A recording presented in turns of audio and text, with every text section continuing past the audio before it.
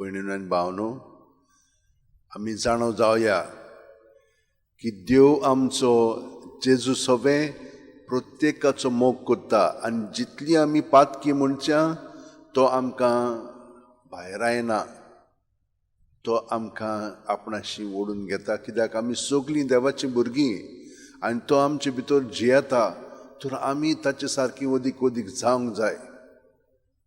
पूण आमी जेन्ना ताचे सरशिली पयस वता तेन्ना देंवचार आमकां पिडापीड दिता, आमचें जिवीत सगळें ओगडावन उडयता. बेश्टें भायलो शो तो, पूण भितरल्यान पलकी जायत वता आमी. आनी तेन्ना मागीर आमकां देव सोडिना, तो आमच्या फाटल्यान. पूण आमकां लॉस दिसता, आमी कशें म्हणून आतां देवाशी वतलीं, इतलें आमी वायट केल्लें आसा, इतलें आमी बरें करूंक ना, आमकांच भोगसूंक कठीण लागता. पूण देव तसो न्हय. पळयात कशे भाशेन ह्या माथेवाक तो आपयता आनी ताका कुरपा मेळटा, आनी ही कुरपेन बरोवन तो रोखडोच जेजू फाटल्यान वता. आनी हे भाशेन आमी जाणो जावया की देव आमकां सोडिना. आनी प्रत्येक दिसा तो आमकां सगळ्या जाणांक आपयता आपलो पाटलाव करच्या. आयज ताणें आमकां हे भाशेन सांगलां, ते भाशेन आमी करुणायेचीं मनशां जावंक जाय. पूण ती कशीं जातलीं आमी?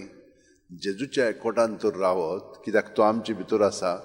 ताका जितली आमी सुस्कारांतल्यान आमची चिंतना, भावना, चाल, आठवणी आसा तितल्यो जेजू जेजू जेजू म्हणून भायर काडीत तर ताचेर तो आशिर्वाद घालून तातूंतली आमकां तो सुटका दिता. आनी बरें आहा तें ओदीक बरें करून दिता, वायट आहा तें काडटा, ताचे जाग्यार आमचें सगळें ताचें बरेंपण भरून काडटा. हो अणभव आमी घेतलो की ना प्रत्येक सुस्कारांत, मागीर आमी ताचे सारकीं ओदीक आनी ओदीक जावंक लागतल्या. आनी ही करुणाय जेजू आमचे सगळें आमच्या घरच्यांक दाखयतलो. तीं वायटोवी आसात, तीं वायट करतात, कित्याक देंवचारान आमकां हे भशेन आपल्या चोपक्यांत दवरलेलीं आसा. पूण आमी जेजूच्या एकवटान रावन तांकां बरेंपण दाखोवंक जाता. आयज आमी एक सांताचें फेस्त संभ्रमता, ताचें नांव गोल. आनीक सांत आसात, पूण हाचें तुमकां सांगता. ताचो पांय शेतकामती पूण व्हडल्या दर्ज्याचो आसलेलो, माय तेच भाशेन. मागीर माय आनी पांय ताका बरे भाशेन वाडयताली. आनी ताणें अशें येवजिलें की ताका एका बऱ्या चेडवा बरोबर व्हडल्या दर्ज्याच्या ताका आमी काजार करतले म्हणून.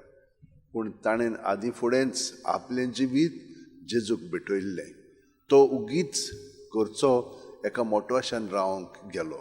हें हिंचर घडलें फ्रांसाक, क्लेमॉन्ट म्हणटा पळय थंय. आनी थंयसर गेल्या उपरांत तो मागतालो, जेजू म्हाका आनीन प्रवेश भितर दिल्या पुरो म्हणून. तो पळय थंयसर फुडारी आसलेलो मोठाचो, ताणें सांगलें तुज्यान आमकां हांगसर जॉयन जावंक जायना, तुज्या पांयची मांयची परवानगी जाय. तो गेलो, पांयक मांयक सांगलें आनी पांयन मांयन ताका दिली परवानगी.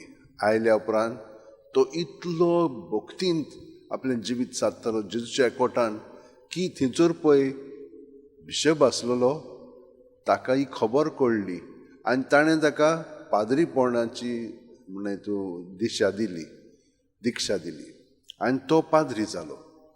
पाद्री जाल्या उपरांत बरें वावर करतालो तो. आनी हो बिशप मेल्या उपरांत ताका बिशप केलो. बिशप केल्या उपरांत तो खूब बरेंपण खालतिकायेन करतालो, सगळ्या जाणांक पावतालो. पूण एकल्यान ताचेर एक तोणकोच मारलो आनी ताका जखमी करूंक तो आवडेतालो. अशें जाता. पूण ताणें एक उतर पर्यंत म्हणूंक ना ताका, आनी ताका जिखून काडलो आनी तो म्हणून तो परिवर्तीत जावन बरो जालो. आनी एक पाद्री तसो पाद्रीच ताका जोवतालो एवोदियस म्हणून. आनी ताणें ताका खूब वायट म्हणलें, पूण ताणें ताका कांयच म्हणूंक ना. सोंसून म्हणजे जेजूच्या एकवटान धरून ताणें आपलो वावर फुडें व्हेलो आनी ताणें तें वावर पळयल्या उपरांत की तो खरेचपणी लोकांचो मोग करतालो, लोकांशी वेतालो, तांकां कुमसार कोत्तालो, तांकां बरेंपण दाखयतालो.